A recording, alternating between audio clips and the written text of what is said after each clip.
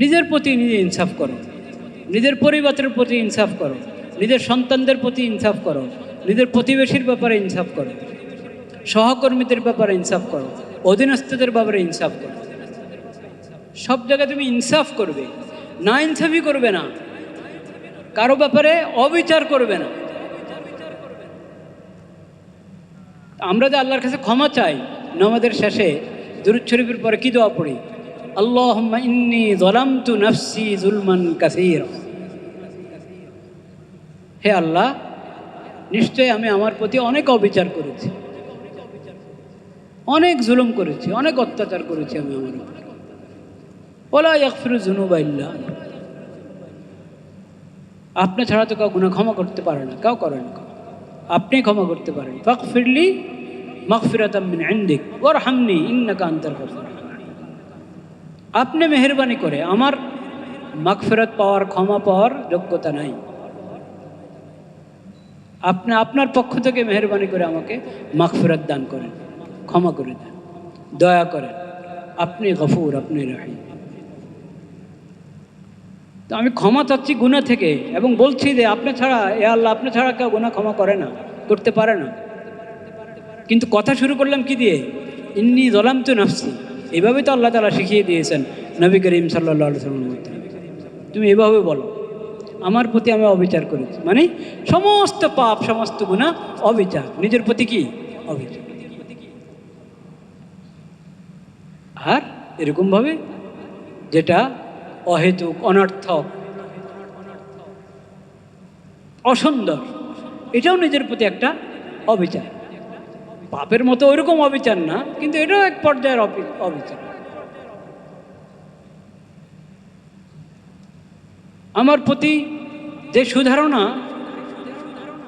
আমার আশপাশের লোকদের থাকা উচিত, সেই সুধারণা তারা জবরদস্তি রাখতে হবে। আমার অহেতুক অনর্থক আচরণের পরে স্বচক্ষে যে দেখেছে, সে আমার প্রতি সুধারণাটা কীভাবে রাখবে? অনেক কষ্ট করে ব্যাখ্যা বিশ্লেষণ করে রাখবে। আমি তো আমার ব্যাপারে সুধারণা রাখার রাস্তা বন্ধ করে দিলাম।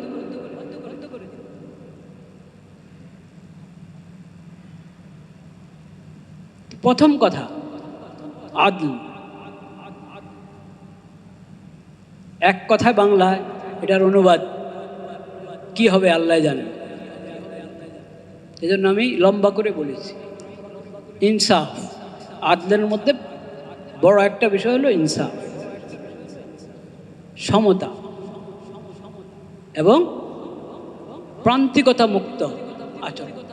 প্রান্তিকতা মুক্ত আচরণ, যেটাতে না বাড়াবাড়ি আছে, না ছাড়াছাড়ি আছে, না সীমালঙ্ঘন আছে, না শিথিলতা আছে। আল্লাহ রব্বুল আলামিন আমাদেরকে এখানে এ বার্তা দিলেন যে আল্লাহর দেওয়া শরীয়ত, আল্লাহর দেওয়া শরীয়ত, আমাদের যে দিন ইসলাম এবং ইসলামী শরীয়ত, এতে আল্লাহ যে বিধানগুলো দিয়েছেন, এই বিধানগুলোর কোনো বিকল্প হতে পারে না, কোনো বিকল্প হতে পারে না। আল্লাহ যত জিনিসের নির্দেশ দিয়েছেন, ও সবগুলোর মধ্যে আপনি দেখবেন যে ওটাতে ইনসাফ আছে, ওটাতে সমতা আছে, এবং ওটাতে যৌক্তিকতা আছে। আদলের মধ্যে বড় আরেকটা দিক যৌক্তিকতা।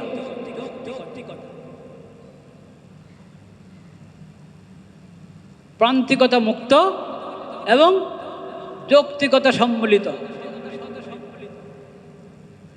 প্রত্যেকটা বিধানের।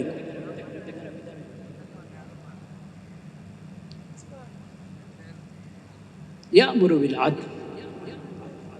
এজন্য যারা শরীয়তের বিকল্প খুঁজতে যায়, শরীয়তের বিকল্প খুঁজতে যায়, তাদের ঈমানটাই খালি সন্দেহযুক্ত না, বিবেকটাও সন্দেহযুক্ত। শরীয়তের বিকল্প একজন মুমিন তো খুঁজতেই পারে না। শরীয়তের বিকল্প খুঁজলে আর ঈমান থাকবে না তার। একজন মুমিন শরীয়তের কোনো বিকল্প খুঁজতে পারে না, বরং ঈমানের সৌভাগ্য তার অর্জন হয় নাই, যদি বিবেকবান হয়ে থাকে তাও শরীয়তের বিকল্প খুঁজবে না, তাও খুঁজবে না। সুস্থ বিবেক বুদ্ধি যার, সেই বুঝতে পারে যে শরীয়তের কোনো বিকল্প হতে পারে না। কারণ শরীয়তের বিধানের মধ্যে কোনো ধরনের প্রান্তিকতা নাই, সর্বোচ্চ সমতা, সর্বোচ্চ ইনসাফ এবং সর্বোচ্চ যৌক্তিকতা। এমন কাজেরই আল্লাহ তাআলা নির্দেশ করে, ইয়া'মুরু বিল আদল ওয়াল ইহসান।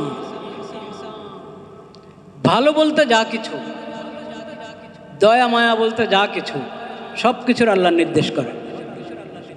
ইন্নাল্লাহা ইয়া'মুরু বিল আদলি ওয়াল ইহসান।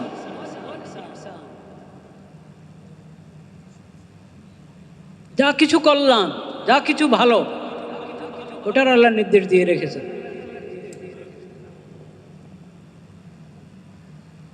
কোনো ভালো এবং কল্যাণ যেটা মাখলুকের দরকার, আল্লাহর বান্দাদের দরকার, আল্লাহ ওটা বলেন নাই, বলতে ভুলে গেছেন, নাউযুবিল্লাহ। চিন্তা করা যায়? ওয়ামা কানা রাব্বুকা নাসিয়্যা। আল্লাহ ভুলেন না, ভোলা সম্ভব না, আল্লাহ ভুলবেন কিভাবে?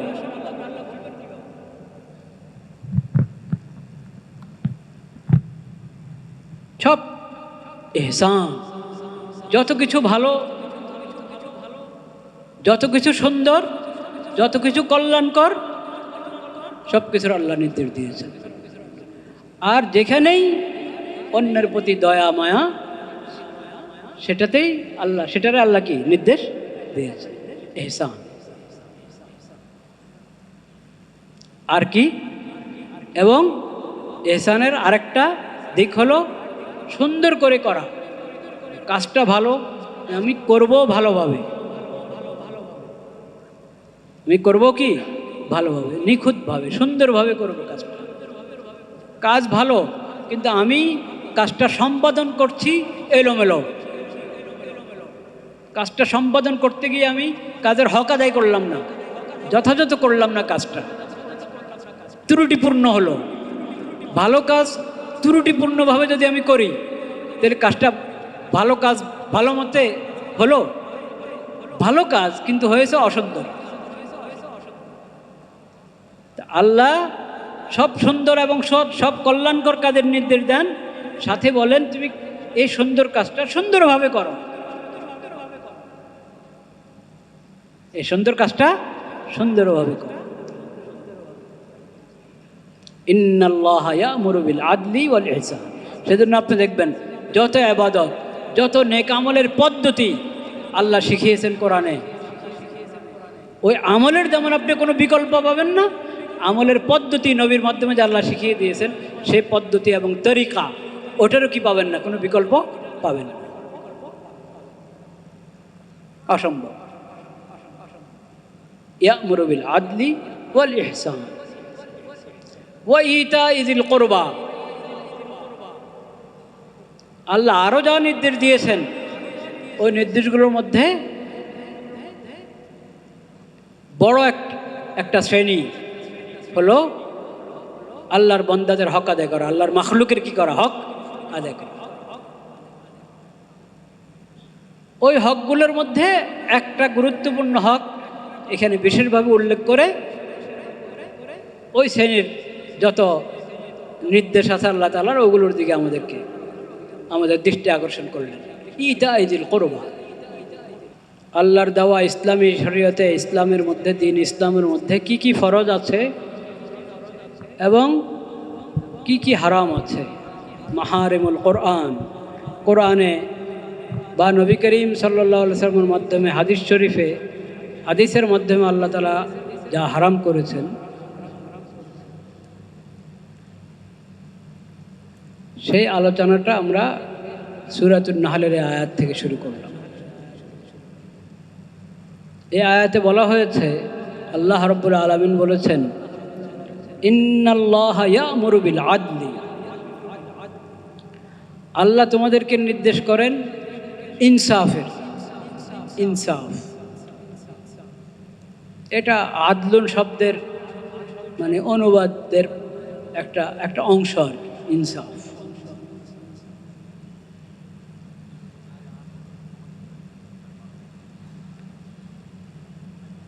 আল্লাহ তাআলা ইনসাফের নির্দেশ করেন। কারো সাথে তুমি না ইনসাফি করবে না, কোনো জুলুম করবে না, বাড়াবাড়ি করবে না, সীমা লঙ্ঘন করবে না, এবং যেটা করণীয় সে বিষয়ে কোনো শিথিলতাও করবে না, বাড়াবাড়ি না ছাড়, সব ধরনের প্রান্তিকতা থেকে মুক্ত থাকবে, সমতা রক্ষা করবে এবং ইনসাফের আচরণ করবে, এই নির্দেশ করেন আল্লাহ তাআলা। এটা প্রথম কথা, আদলুন। এই নির্দেশের মধ্যে আল্লাহ তাআলা আমাদেরকে এই বার্তাও দিয়ে দিলেন যে আল্লাহর দেওয়া শরীয়তের মধ্যে, আরে ভাই কথা তো শুনেন, আপনি মোবাইল নিয়ে ব্যস্ত কেন? কেন মোবাইল নিয়ে ব্যস্ত ভাই? এক একজন এক একভাবে মোবাইল নিয়ে ব্যস্ত থাকে।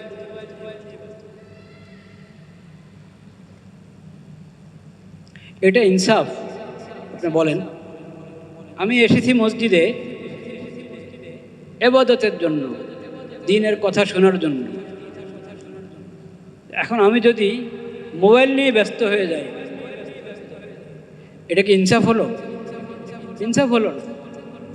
আপনি চিন্তা করে দেখেন যে আল্লাহর এক একটা নির্দেশের মধ্যে কত, মানে ওটার পরিধি কত বড়। ইনসাফ একটা কথা শুধু, আল্লাহ তোমাদেরকে ইনসাফের নির্দেশ দিচ্ছেন, ইনসাফের উপরে থাকো,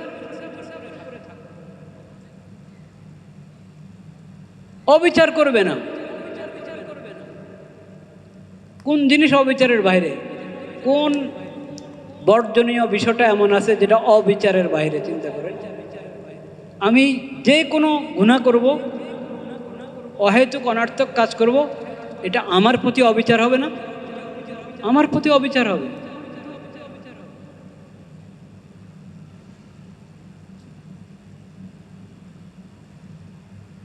আমি সবাইকে জানান দিলাম যে আমি এরকম মানুষই, আসি এক কাজে করি আরেকটা,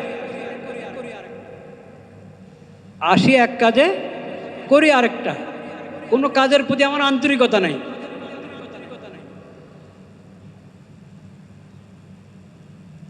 এই যে আমি আমার ব্যাপারে মানুষকে বার্তাটা দিলাম, দেখি আমার প্রতি আমি সুবিচার করলাম না অবিচার করলাম? অবিচার করলাম। এটা ইনসাফ হলো না?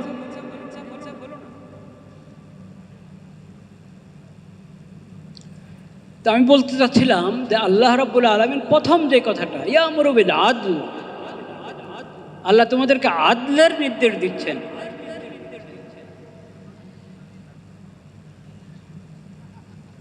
আদলের মধ্যে প্রথম কথা হলো ইনসাফ, সুবিচার।